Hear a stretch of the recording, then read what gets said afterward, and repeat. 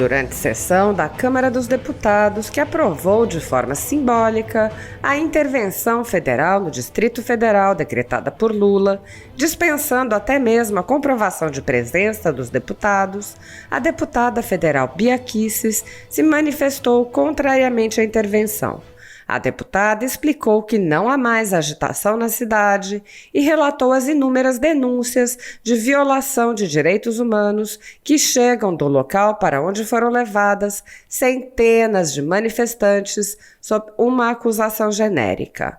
Bia Kicis lembrou que a intervenção é uma medida extrema e excepcional que não se justifica se o evento já está encerrado e apontou que o ministro da Justiça de Lula tem responsabilidade sobre o ocorrido, mas as consequências estão sendo distribuídas por motivações políticas. Bia Kicis disse: se é possível fazer acusação por omissão, negligência, seja o que for, aos comandos do Distrito Federal, a mesma acusação tem que ser apontada para a Força Nacional. O governador do Distrito Federal foi, inclusive, afastado de forma ilegal, sem nenhuma justificativa ou fundamento legal ou constitucional. Esse mesmo motivo deveria, então, levar ao afastamento do ministro da Justiça, Flávio Dino. A deputada mencionou os relatos vindos de diversas fontes de que já teria havido ao menos um óbito no local onde foram concentradas centenas de pessoas sem água nem alimentação e lembrou que essas pessoas estão sob a custódia da Polícia Federal, subordinada ao governo federal. Bia Kicis repudiou os atos de depredação e alertou sobre o uso político do evento para perseguir pessoas que não participaram de nenhum ato violento. Ela lembrou: ocorre que há anos estamos vivendo sob os desmandos de inquéritos ilegais e inconstitucionais, sob o arbítrio de autoridades que não respeitam as leis e a Constituição, e recentemente o povo brasileiro foi submetido à soltura de um ex-presidente condenado, agora descondenado, e a uma série de manobras para que ele pudesse concorrer ao cargo de presidente da República até que finalmente subisse a rampa. A falta de autoridade moral do referido mandatário gerou, sim, um sentimento de inconformismo em pelo menos metade da população brasileira, o que foi agravado pelo discurso revanchista que leva a crer que o atual governo não deseja pacificação. Ao contrário, prefere governar apenas para a parcela alinhada da população e utilizar a máquina para perseguir adversários políticos. Tudo sob o aplauso da mídia conivente.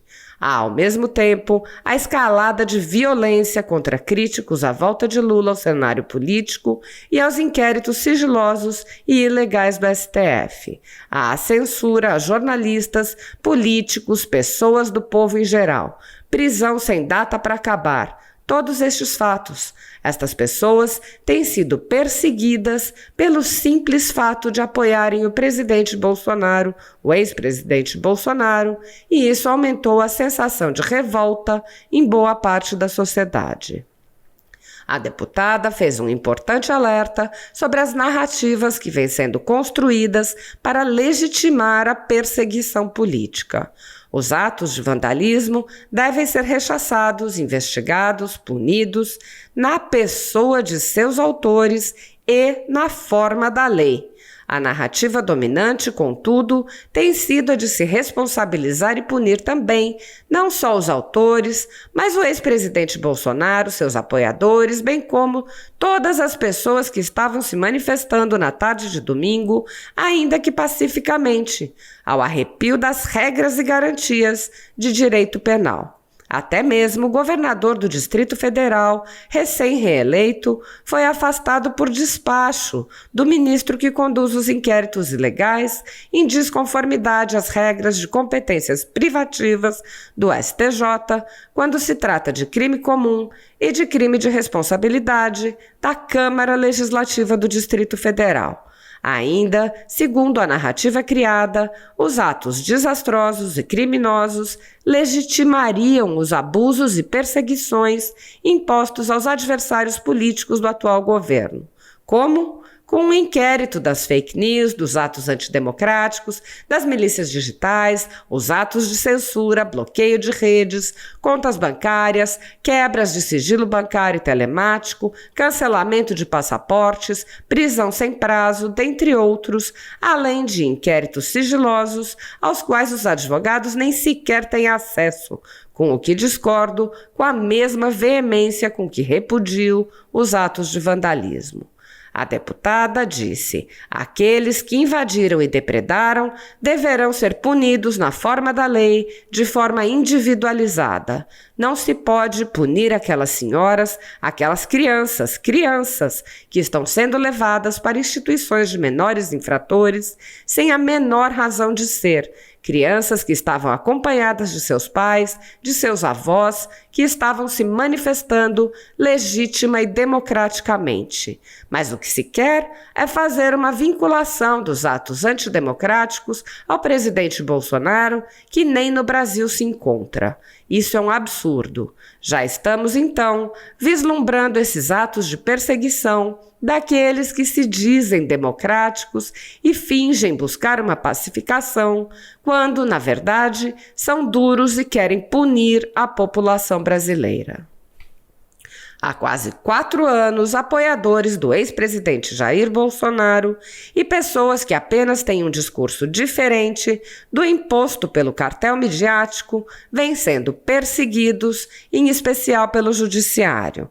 Além dos inquéritos conduzidos pelo ministro Alexandre de Moraes, do Supremo Tribunal Federal, também o ex-corregedor do Tribunal Superior Eleitoral, Luiz Felipe Salomão, criou seu próprio inquérito administrativo e ordenou o confisco da renda de sites e canais conservadores, como Bárbara, do canal Te Atualizei, e a Folha Política. Toda a receita gerada pelo nosso jornal desde 1º de julho de 2021 está bloqueada por ordem do TSE, com o aplauso dos ministros Luiz Roberto Barroso, Alexandre de Moraes e Edson Fachin. Há mais de 18 meses, toda a renda do nosso trabalho vem sendo retida sem qualquer previsão legal. Sem a possibilidade de receber a renda de seu trabalho, o jornal corre o risco de fechar.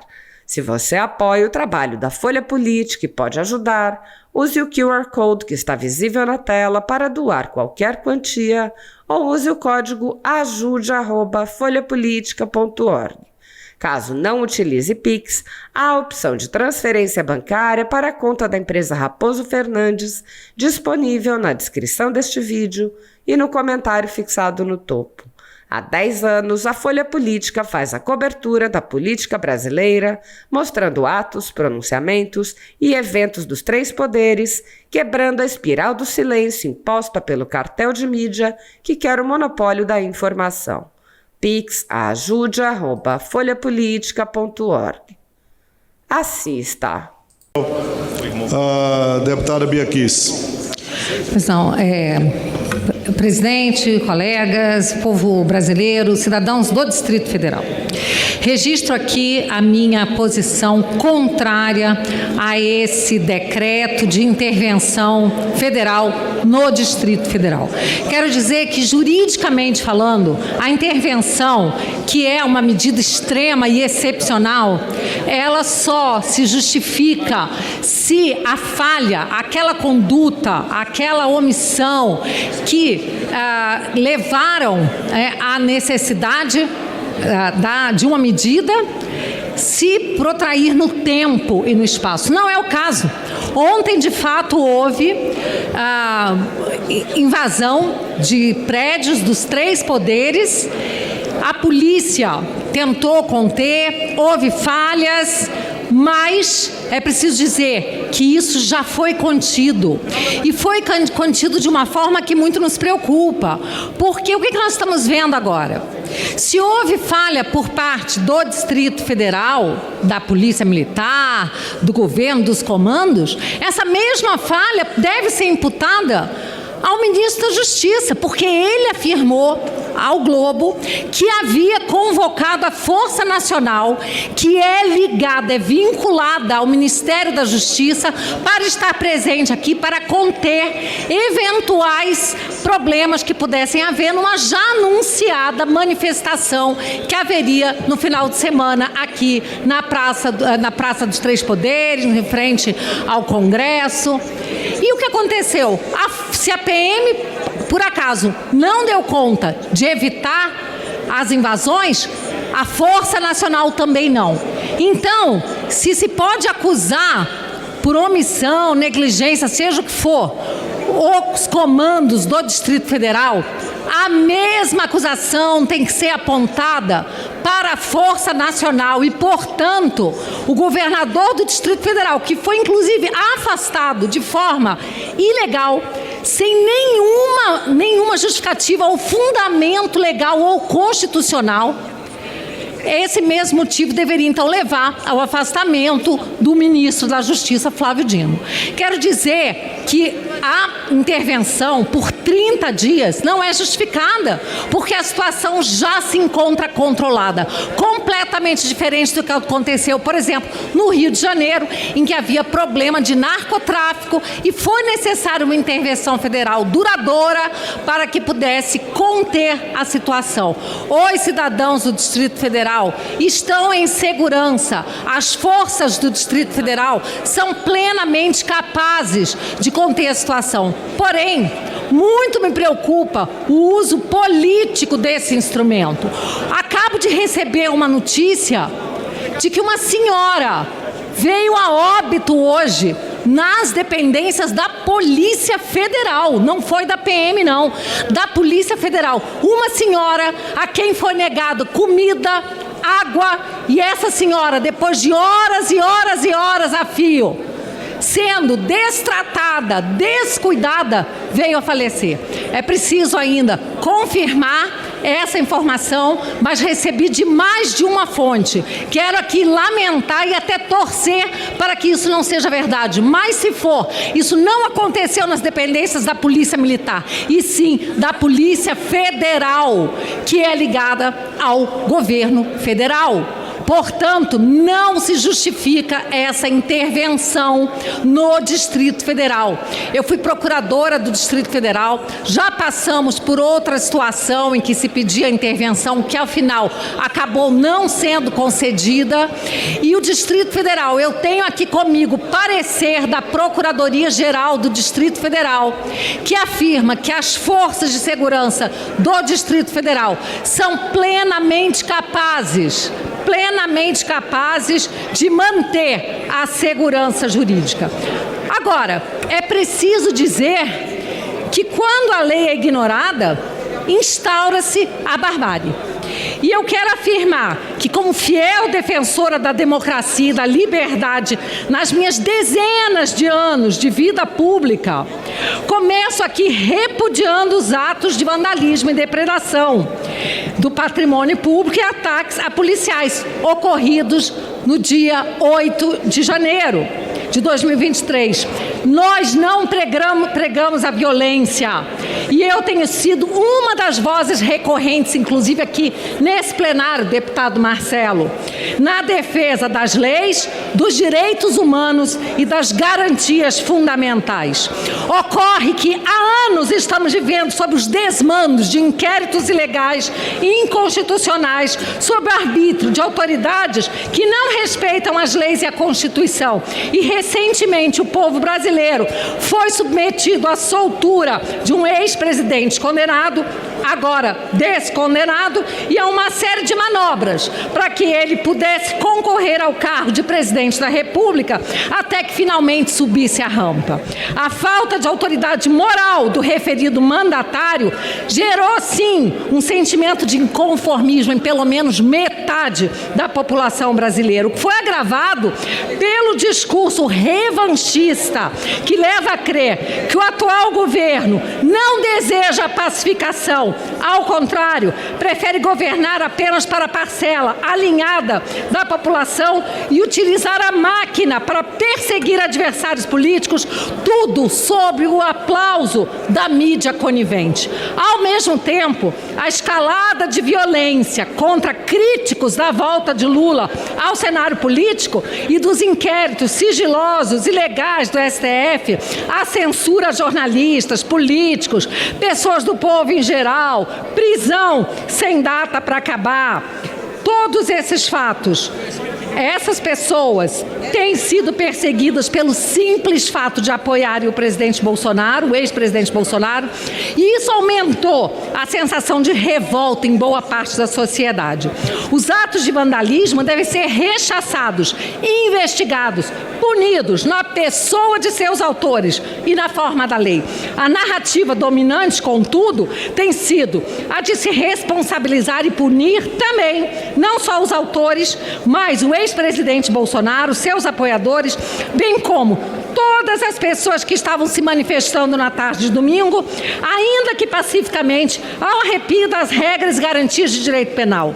Até mesmo o governador do DF, recém-reeleito, foi afastado por despacho do ministro que conduz os inquéritos ilegais, em desconformidade às regras de competência privativas do STJ, quando se tratar de crime comum e de crime de responsabilidade da Câmara Legislativa do Distrito Federal. Ainda segundo a narrativa criada, os atos desastrosos e criminosos legitimariam os abusos e perseguições impostos aos adversários políticos do atual governo, como inquéritos da fake news, dos atos antidemocráticos, das milícias digitais, os atos de censura, bloqueio de redes, contas bancárias, quebras de sigilo bancário telemático, cancelamento de passaportes, prisão sem prazo, dentre outros, além de inquéritos sigilosos aos quais os advogados sequer têm acesso. Discordo com a mesma veemência com que repudio os atos de vandalismo. Registro ainda que os mesmos que clamam pela punição exemplar dos criminosos antidemocráticos defenderam atos semelhantes em 2013 e 2017, quando a violência partiu da esquerda. O atual ministro da Justiça, Flávio Dino, festejou tais atos dizendo que hoje a voz do povo se fará ouvir e não deu um pio quanto aos atos de vandalismo então ocorridos. Como bem lembrou o jornalista Cláudio Humberto em sua coluna, filas de deputados do PSOL e do PT se formaram para soltar vândalos presos ao argumento de que as manifestações eram atos democráticos. Hora de buscarmos urgentemente reverter tal quadro de descrença, o que só poderá ser feito pelo resgate das instituições hoje tão desacreditadas pelo povo brasileiro. O Congresso Nacional deve assumir a sua responsabilidade, já passou da hora. Diante de tudo isso, ressalta a importância de uma direita unida, coesa, que faça uma oposição inteligente, estratégica nos próximos anos, seguindo vigilante para garantir a implementação de políticas econômicas responsáveis, para fiscalizar a utilização dos recursos públicos e para assegurar o respeito ao equilíbrio entre os três poderes e aos princípios da República. Dito tudo isso, quero aqui mais uma vez, afirmar que não se pode tratar como terroristas pessoas que estavam aqui para clamar, se manifestar. Aqueles que invadiram, depredado, deverão ser punidos na forma da lei, de forma individualizada. Não se pode punir aquelas senhoras, aquelas crianças que estão sendo levadas para instituições de crianças infratoras, de menores infratores, sem a menor razão de ser. Crianças que estavam, às vezes, apenas acompanhadas de seus pais, de seus avós, se manifestando legítima e democraticamente. Mas não, o que se quer é fazer uma vinculação dos atos antidemocráticos ao presidente Bolsonaro, que nem no Brasil se encontra. Isso é um absurdo. Já estamos, então, vislumbrando esses atos de perseguição daqueles que se dizem democráticos e fingem insistem buscar uma pacificação, quando na verdade são duros e querem punir a população brasileira. É por isso que eu penso que essa intervenção, ela não deveria tomar lugar, não deveria ocorrer, porque o governo federal não tem sabido tratar das pessoas que estão agora sob sua guarda e que estão passando mal, senhoras idosas, crianças, homens que estão ficando sem alimento, sem água, sem lugar sequer para se sentarem. Tudo isso acontecendo na capital da República. Não é tirando a autonomia do Distrito Federal e impondo-lhe uma intervenção federal por essas mesmas forças que não sabem cuidar daqueles patriotas, aquelas pessoas que estavam aqui presentes para se manifestar, a grande maioria delas sem nem ter noção do que ocorreria. Há de se dizer, inclusive, que os vídeos mostram infiltrados participando dos atos de vandalismo. É isso, então, colegas, e o Brasil, é preciso dizer que essa parlamentar se opõe a essa intervenção, assim como se opõe à perseguição política que já querem impor simplesmente aqueles que apoiam o presidente Bolsonaro ou que não votaram no agora presidente Lula. Muito obrigada.